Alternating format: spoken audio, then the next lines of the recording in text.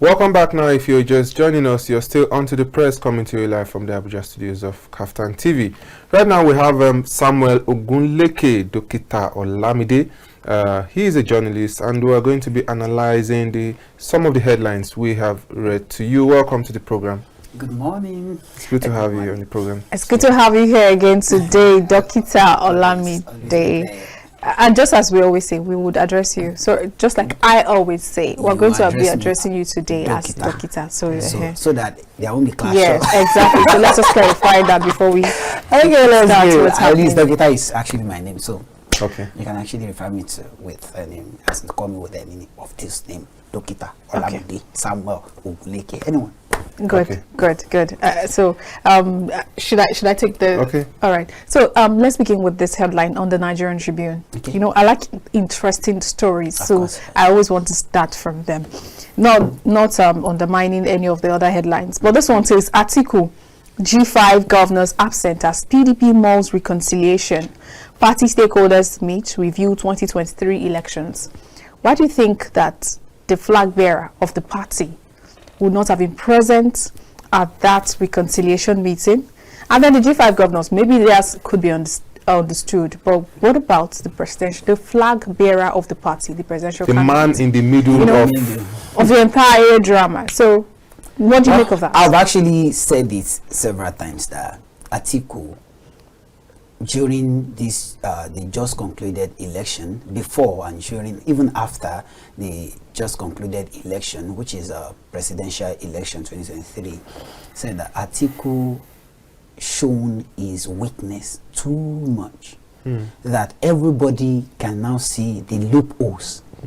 Everybody can now see that Atiku, being a leader, is not leading right in the right direction. I said it, I think, on this show, that Atiku had failed as a leader of PDP. When he was contesting, he happens to be the #1 citizen of that, the candidate of that party, a member of that party. And for you to be the #1 member of a particular party, you must put every necessary stuff on board so that your party will be standing well. But he failed in this regard. After that, I think now what is actually happening to Atiku, now everybody should regard this as being selfish. How do you know when you say he's being knowing fully well that I'm not saying he might not actually have the opportunity of being the flag bearer of that party again. Okay. So he actually, with his reaction now, he actually didn't want to reconcile. He actually didn't want to mind whatever that happens to PDP. And don't forget, if PDP had not been a strong party, he wouldn't have picked up his ticket from PDP.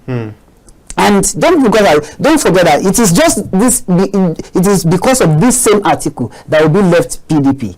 It is because of this same article that we are having G5. It is because of this same article that PDP is actually wondering but about would you say now. Because of article that will be left PDP? Of course, yes. I mean, let me tell you something. I didn't mean article did not contest, pick that ticket. Obi will have been part of those that will actually pick the ticket, but because of loyalty, which on the part of Obi, Peter Obi, is, to me, is actually not really necessary. That is not loyalty. That is cowardness.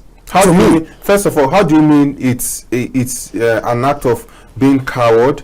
That's part one. Then on the second part, do you think Peter Obi's presence in the PDP heading to the elections would have changed the outcome of the elections? Of the general election? No, the only thing is... Because why I'm saying this now is, do you think Peter Obi would have gotten this amount of popularity he has now if he had contested under the PDP? Because let's not forget that in 2019, Peter Obi contested under the PDP as a vice president candidate to Atiku Abubakar, and his popularity was not this. Let me clarify something. What people don't know is Obi leaving PDP wouldn't have been so popular like that if he had not engaged media personnel who actually sold him out to people. Though to me, on the wrong notion anyway, of his characteristics, of his qualities. But at the same time, if you want to try something new, you must put something new on the table. That is a part of Obi. I don't mean Obi contested under PDP. Peradventure, he might actually be more popular than now, because PDP is a stronger party compared to the Labour Party. And people will have seen that, okay, fine, since we've tried APC 8 years and there's nothing they brought to us, nothing good they brought to us, then let's go back to, that was what happened in Osun. Don't forget, Osun was governed by PDP before, but later they were like, okay, let's try another party, let's do something new. But when they saw that what they tried was not even better compared to what they had before, so they needed to go back to what they had before. So with this, believe this is many people will have actually voted Obi as on a medium and on a normal mindset compared to selling mango to us, telling us that it is orange. Are you getting it? Now, going back to whether it is cowardness or something like that, to me, if you want to show your loyalty to person, you actually need to support that person 100%. Now, away from Obi divided PDP. PDP will have actually come out flamboyantly as the winner of this general election. I don't think Obi did not leave, because Obi is actually what I referring to as is actually a strong pillar of PDP. Let's quickly take this call. Hello, good morning. Hello, good morning. Good morning. Morning. You're welcome to the press. Please tell us your name and where you're calling from. And we need you to turn down the volume of your TV set so we can hear ourselves properly. Yes, thank you very much. Please join the conversation. All right. Okay. Yes. Your name, please. My name is Francis Anjama. All right. Please go ahead and join the conversation. Thank you very much. I'm just watching you now, and the analysis given by that analyst is what I'm trying to comment on. Okay. One, his tone is so rude. Okay. You should consider the way he's, addressing, these people. Then, secondly, Obi leaving PDP, was not because of Atiku. Atiku would have picked him as a VP. But Wike, the spoiled everything. That's the truth. Apart from past, press analysis, you would have seen it here. So this is what I want him to take note of. It was not because of Atiku. Atiku really wanted him. But now that it became that Wike spoiled his chances, is there on record? He had to leave. At least there, because he couldn't have stayed. He didn't want to contest against Atiku, because it could have even meant that they would have he would have taken that primary start at that time. But I just want him to take note of the way he addresses Obi. This is a man, at least by his own standard, he has changed the face of Nigerian politics. And we should give credit to whom credit is due. Absolutely, I agree. And we should not play some tribal partisanship.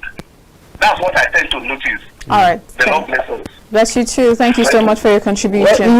I guess our caller actually said the same thing I said.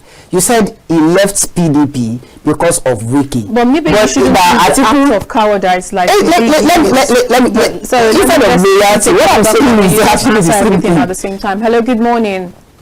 Yeah, good morning, Alhassan, Mr. Francis, good morning. Good morning. Beautiful morning to you. You are on to SND from Lagos. SND, please join the conversation. Good morning.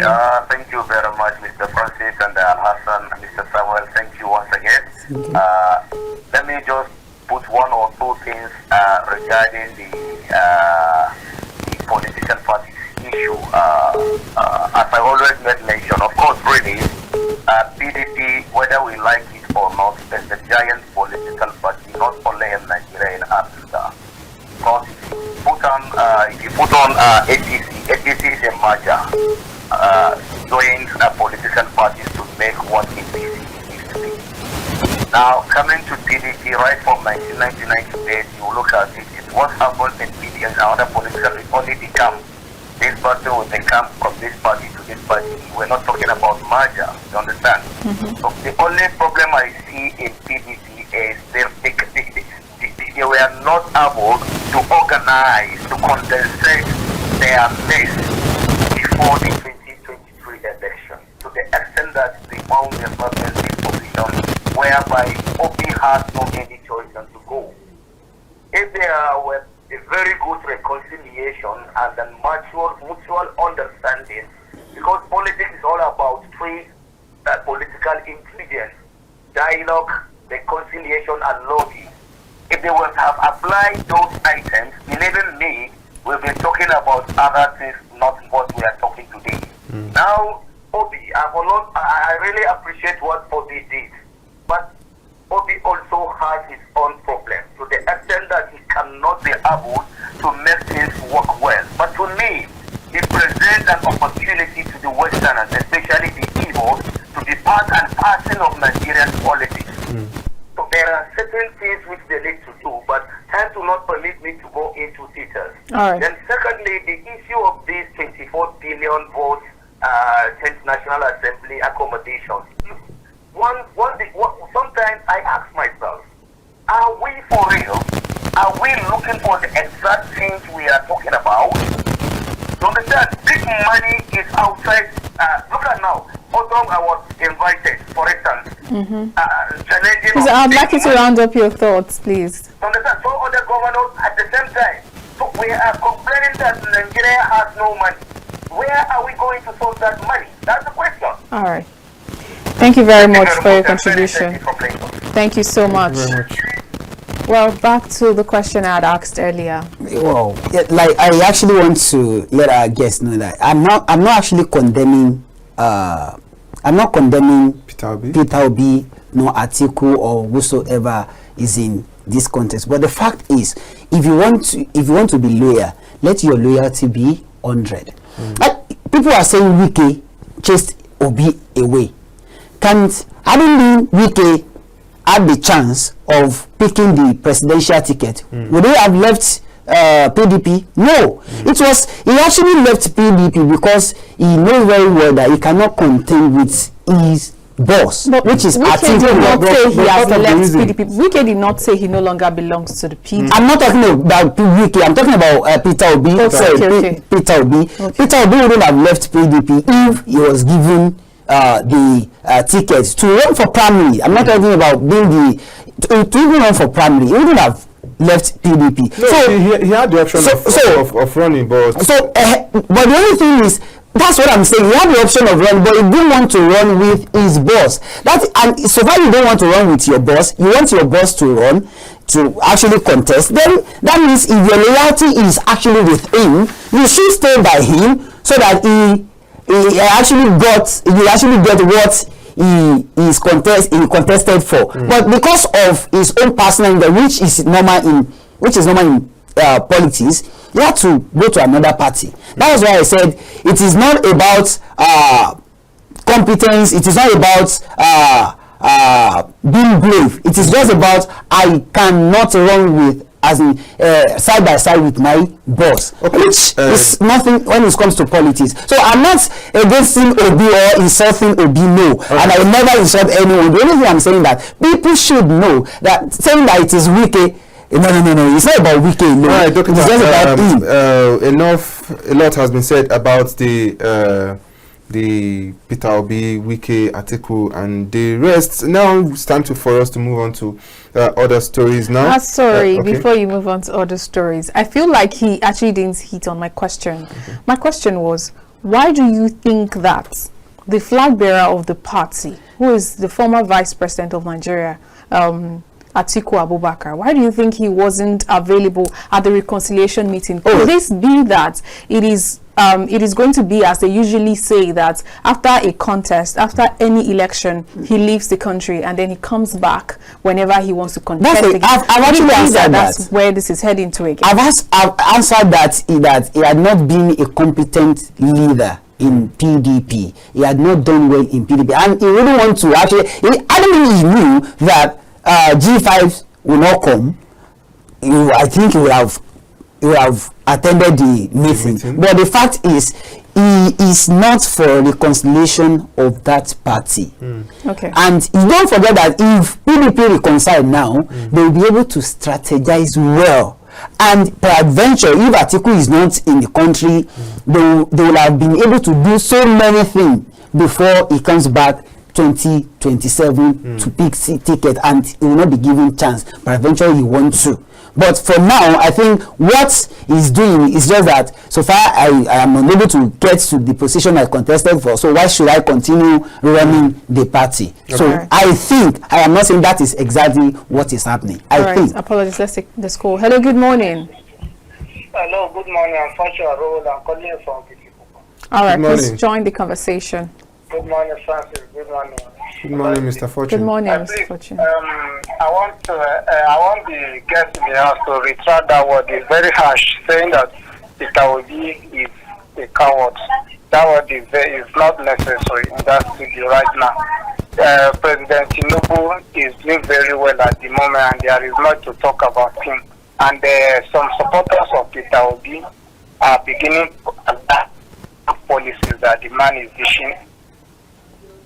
I don't think again issue like this will happen. And to say the rest, I think Peter Obi, saying that Peter Obi was unloyal to his boss is not correct, because I knew that I followed the pre-election matter bomba to bomba, and I understand that it was certain people, Nigerian youth, many people in their Twitter handle that were pushing people to go outside PDP because it does not to muzzle it out of Tamboa and the likes of Wike. That was what prompted his moving out. It's not because whatever. I think at the time, if you could recall, when Atiku Abubakar went to the station to run, Peter Obi was there. In the first place, he never wanted to contest. I think there is this internal pressure by people who feel like he is the best man for the job, and the aspiration of the youth. That is why Peter Obi is the man to beat in today Nigerian politics. So he has. All right, I guess the network took him off. I think he misunderstood you, because you said he left the party because he's loyal to his boss. That's exactly what I said. He wants to run he's not loyal. He didn't get that. He left the party because he's loyal to his boss. That was what I said. Before we proceed. Hello, good morning. Hello, good morning. How are you? Great, thank you. Please tell us your name and where you're calling from. Yes, my name is Zakari Ahmed. I'm calling from Nasarawa State, from Wamba. All right, you're welcome to the show. Yeah, thank you very much. We can hear you. You need to turn down the volume of your TV set or step away from it if we're going to have a smooth communication. Okay, thank you very much. How are you all? We're great, thank you. Yes, I should be happy seeing you people as a young people staying there in the studio. Conversation. Let me tell you, some of the Nigeria calling themselves old people. They are all in criminality, but not to repair Nigeria as you people are expecting. Let me tell you, this is not what they call politics. Okay. Politics is just like a market people. You will sell if you have a good product. If you can advise, but they don't do like that. They are only going there for money, for their sex, their children. Can I tell you, young lady, the young man by your side there is saying the truth. All the time Atiku come, if he didn't win now, he's leaving Nigeria, going somewhere. Leaving his people here. All right. Where are we going? What are we doing? What are we expecting? What you people are saying there, if all Nigeria will hear, it's a good thing. But there are some young people that they can do perfect. There are some old people, they are calling Tinubu is an old man. It's a young man in your heart. It's somebody that can carry Nigeria all and all. No religion. For me, no religion, no tribes. We have no God in Nigeria. We have no angel in Nigeria. Why should we be destroying ourselves? And anybody that coming here with the mind of tribalism, religion, I will never support him. He is not a God. All right. He's nobody there. Thank you very much. I prefer to die in the name of Nigeria. All right. I want to be a Nigerian. Let us set an example. Atiku was a vice president. Was he not there on the seat? He will have known the way to do and win. All right. Thank you very much for your contribution. No, let me tell you this. You people, and again, you people should not listen to parties that or religious politics. If you call you people, condemn them. I don't take that rubbish. We are Nigerians. They are trying to cause a problem. All right. Thank you so much. We really appreciate your thank you very much to you people all. Thanks. May God continue to be with you people. Amen. And you too. Thanks for your contribution. Thank you very much. And that very young man is saying the truth. All right. This Thank is the you. way I was. I All don't care. Let me die today. I don't care. Thank you so much. Thank you so much. I think we'll proceed from there. All right, now there's this headline on the front page of the Punch newspaper reading FG votes 24 billion naira for 10th National Assembly, and some excerpts here says it covers allowances for accommodation, which is going to be about 200% of basic salary, domestic staff 75% of basic salary, utilities 30% of basic salary, house maintenance 5% of basic salary, wardrobe 25% of basic salary, and furniture 300% of basic salary. Coming at a time when we are still battling with the idea of cutting down on the cost of governance. 24 billion naira for for members of the 10th National Assembly. Does it mean that the fact that they are now parliamentarians, they have their accommodations have to change? Like, what are your thoughts? Well, let me come this way that this is exactly the problem I have with Nigeria politicians, and exactly the problem we've been having when it comes to leadership in this country. It's only what matters to them that they see as benefits to the country. But whatever that matters to the masses is seen as something that hurts the country. We are all in support of somebody like me. I supported the removal of subsidy, which will directly affect the masses. None of them condemn it, which ordinarily we know very sure that we don't need to condemn it. Now, government that is cutting down expenses from and trying to generate more revenue by inflicting hardship to masses' life, now cannot by any reason reduce their own expenditures, reduce their own standard of living or cost of living or whatsoever. The question is this: what is our concern? What is Nigerian concerns with your wardrobe allowance?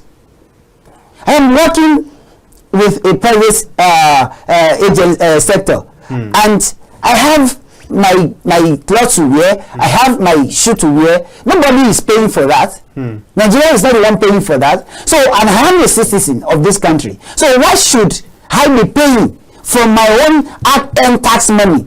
Be paying your own wardrobe allowance. Even if I'm going to pay, why should I be paying so huge amount of money? Now, this is where I'll call on President Bola Ahmed Tinubu to intervene. If truly Bola Ahmed Tinubu, the President of the Federal Republic of Nigeria, wants to bring this nation to a better state, then there must be a reduction in this so huge amount of money to be assigned or to be actually allocated to ordinary. How many are they? How many are there? How much is actually allocated to education? How much is allocated to road project? How much is allocated to health sector?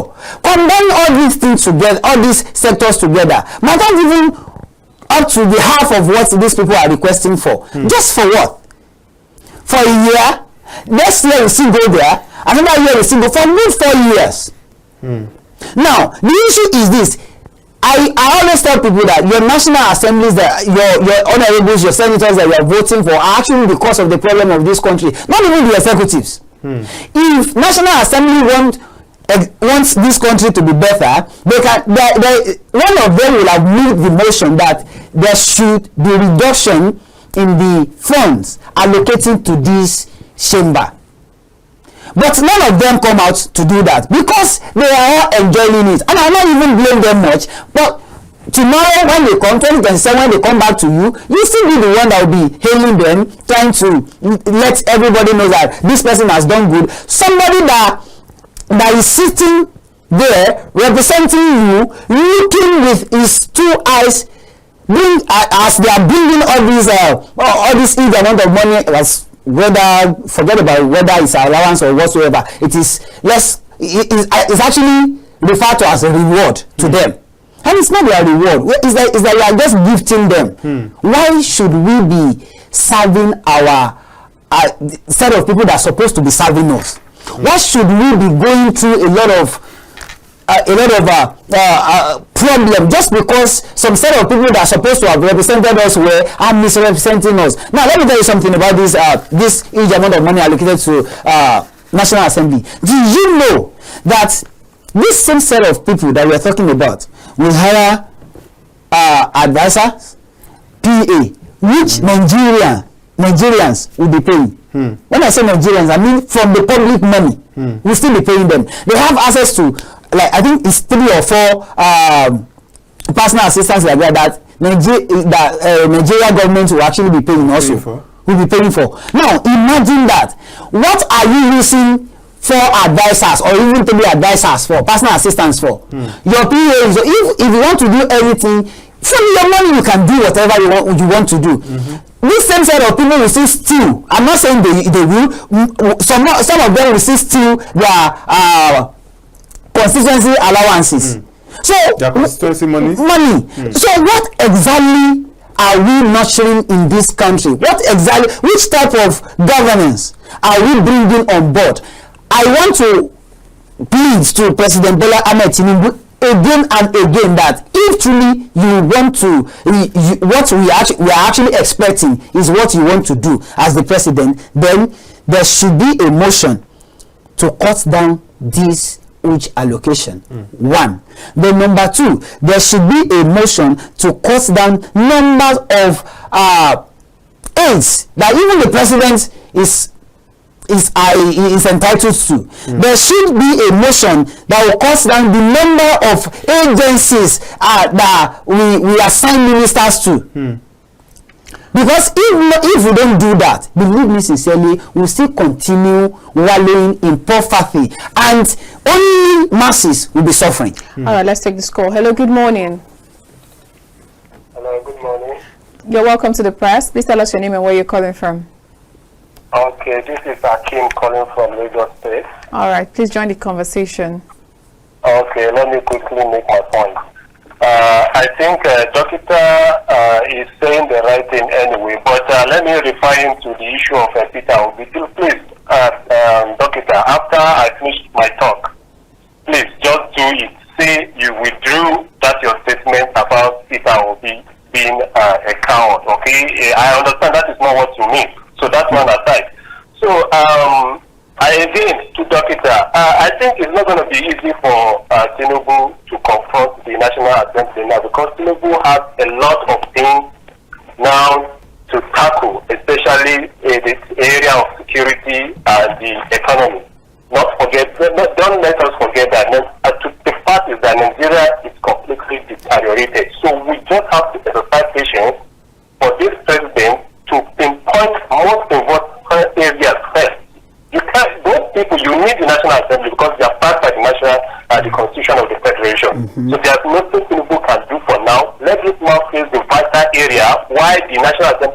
are supporting him in achieving those areas, there will be a point where we will reach that he himself will have empowered himself to that extent that he has brought Nigeria's mind, then he can do that. But if he dares to do that now, these people, I don't want to use the word criminal, but they seem to be like criminal.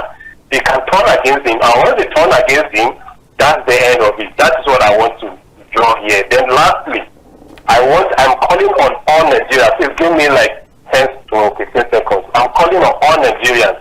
You know, the fact is that the politicians we have in Nigeria, and even more or less in the whole world, they always use tools to turn to deceive people, especially in Nigeria. Religion and tribalism have been used to turn us around. Imagine we use religion. At the end of the day, the masses are not the ones benefiting, because when you use religion and your person gets to that religion, he will never even remember you. So let's just be extra patient for this president. So far where he's going, let's see where it's going to land. For issue of National Assembly, we should start patient with. We should start patient there. There's nothing we can do. That's the constitution. All right. Thank you very much.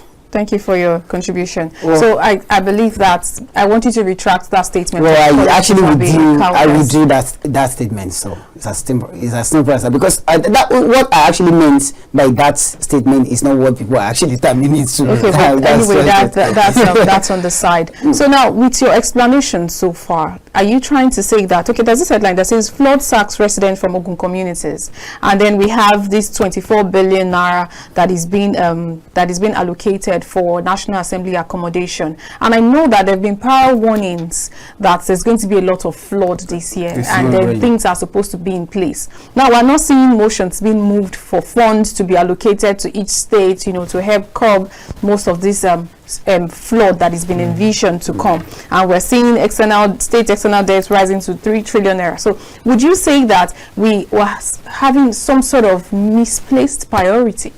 Of course, yes, but at the same time, I want everybody to know that this National Assembly had just been inaugurated. So their sittings will actually start properly soon, and believe me sincerely, it is then that we will be able to know whether they are for the citizens or not. So let's actually wait for them. This is not 9th Assembly. The 9th Assembly has passed this budget that we are using for 2023. So the 10th Assembly will be the one that will pass the budget for 2024, and motions will still be coming in now. There are a lot of motions that will be coming in from each honorables, from each senators now. So let's wait and see what they want to dish out. And as touches the issue of flood, I think to Nigerians, I will actually beg us, I will plead that we should try all our best to make sure that all our gutters, all our erosion ways, drainages are being cleared very well. And at the same time, people that are living in a rural area should move away from, and at the same time, while the rain is falling, we should make sure that because there's going to be a lot of thunder and whatsoever now, according to NIMET future predictions rather. So please, I want Nigerians to be awake and be alert, so that we won't face much casualties when it comes to these flooding. And with this, our guest actually, our caller actually said that so that National Assembly will not come against president, that we should not myself that is actually talking. I'm a Nigerian. I know what National Assembly can actually do. I know what they could actually be up to. But the fact is, president is always the president. All right, now because our time is fast spent, let's talk about this for the next 2 minutes. Emefiele has challenged his detention by the DSS, and in the midst of that, he's seeking a 500 million naira compensation for damages. What are your thoughts on this in 2 minutes? On Emefiele, I don't think we have enough to say about that, because presently he's being investigated. So let's just leave him. He has every right to say whatever and to seek redress, to actually go to court or whatsoever. Let him go to court. Let him file the case. If government is actually at fault, court will determine. And if government is not at fault, court will determine. But to us, to some of us that he inflicted to his principles, his laws, his policies inflicted hardship on. We know very sure that he cannot get out of this just freely like that. So I'm not saying detaining him is right, but at the same time, you are working with the executives, not the National Assembly. So president has the power to do whatever. And in the process, the Accountant General of the Federation. The Attorney General of the Federation and the DSS, they are telling the court that Emefiele will flee if appointed to bail. Do you also think so? He may. He may. Not he will, because I'm not even him, so I will not be sure of. But with what he's facing now, the charges that he's facing now, he might actually leave the country. To think that he might flee may just make people think that he's guilty of all the charges when he's not been proven guilty yet. It's still just a suspect. So to even consider the fact that he may flee, because only a guilty person actually tends to run, right? But at the same time, they say he may. They did not say he will. If they actually said he will, that's Emefiele will flee. Okay, will. That is to them anyway. But to me, he may. Okay. He may actually leave this country if granted bail. Let's talk about this in 60 seconds, because I think we still have just 60 seconds left. Okay. The new IG is saying that he feels like a tiger ready to chase away all criminals. What do you make of these new arrangements? Do you think that it will make any impact on the security? Yes, it will, because following the track record of those being appointed, apart from service chiefs and the IG, I think if they actually prove themselves from what we've read about them, there's going to be a change in terms of insecurity and what have you in this country, and that's exactly what we are expecting. But if they don't actually prove us wrong about what we had with the old service chiefs, that means there's no achievement in actually appointing them. I've said it. Thank you so much. All right, now we draw the curtain here on today's edition of the program. We really do hope you had a very informative and also entertaining time with us today. My name is Francis Adeniyi. Do well to have a beautiful day ahead. And I am Olamide Alhassan. Do enjoy the rest of your day. Bye.